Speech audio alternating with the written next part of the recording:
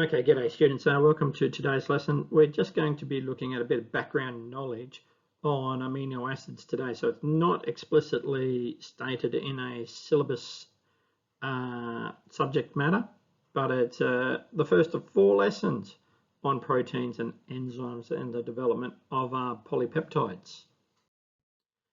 Okay, so what we're going to look at today is the structure and function of amino acids and just how they behave. So there are 20 types of amino acids, and we've got the general formula here of a H2N, and then we've got a CH group with a R group attached to that, and then a COOH. So what can you see here? You can see what a amino group over here, and you can see a carboxylic acid group over here. So what's important here is amino acids are monomers of proteins. So that means they're building blocks, aren't they? So a protein might be thousands and thousands of amino acids long, and they can be folded in different ways as well.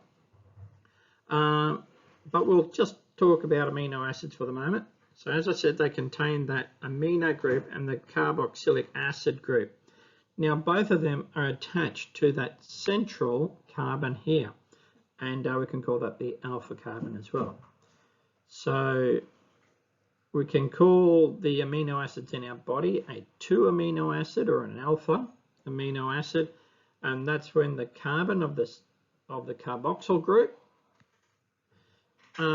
is numbered as the first carbon, so that's number 1, and then it's bonded to and the amino group is bonded to the carbon next to it. So here's our amino group, and it's bonded to the carbon next to that one. So each amino acid has a 3-letter abbreviation. Now your data book gives you the 20 common amino acids, and so that's quite nice, and it will also tell you that, it'll give you the structural formula, the name, and the abbreviation. Now we'll also talk about the pH of the isoelectric point later on, but we're just worried about the first 2 columns today. So the amino group and the carboxylic acid functional groups are important, but the R group is also important, and they can help determine some of the properties of amino acids. So if I look at amino acids, you can see that some are non-polar, so they're hydrophobic. So they'll dissolve in non-polar solvents, so fats, for example. Some are polar, that means they're hydrophilic, that means they'll dissolve in your bloodstream or in the water. Now some are proton donors, that means they're going to be acidic and gain a negative charge. Now remember, if they've got a negative charge there, it's also going to be an anion, so they're going to act as an ion. And some are proton acceptors, so that means they're going to be basic and be a cation or positively charged. Now essential amino acids, there's 9 of them, and they cannot be synthesized by the human body, and so we've got to take them in through the proteins that we eat. So if you're a meat eater, that's good, but if you're a vegetarian or a vegan, you're going to have to eat some complementary proteins. That just means a variety of plants, or you might want to use vitamin supplements. What's interesting here though is you can see that our side chains can turn our molecule into polar or non-polar, and then we can also see, okay, is it going to gain a charge? Is it going to be acidic or basic? And there's your 20 amino acids summarized. Now finally we can just have a look at the acid-base properties of amino acids.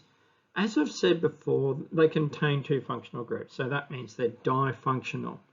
They've got the amino group and they've got the carboxylic acid group, and because the amino group can accept the proton and become a positive end, and the carboxylic acid can donate a proton, it can become a negative.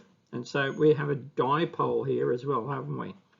And it's also amphoteric because we've got one end acting as a base and one end acting as an acid. So they can act as an acid or a base. Now you remember back in when we talked about acid-base equilibrium, water was a good example of an amphoteric substance. So as I said, the NH, the amino group, can act as a base and accept a proton to become NH3+.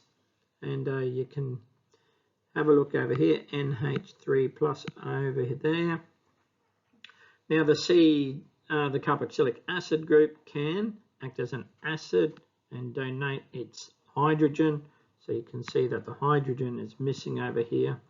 And that means what? The amino acid gains a dipole. It's called a Zwitter ion.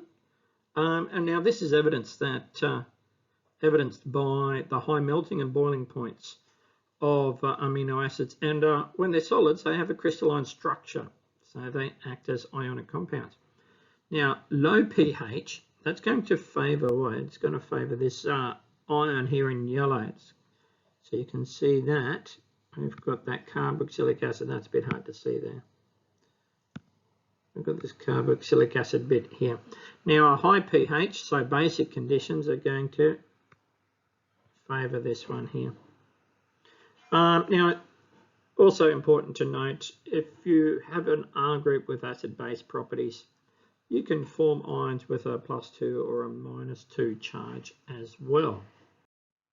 So what we've done today is just a bit of backgrounding on the formation of proteins. So the intermediate stage is going to be polypeptides, and we're going to talk about that pretty soon.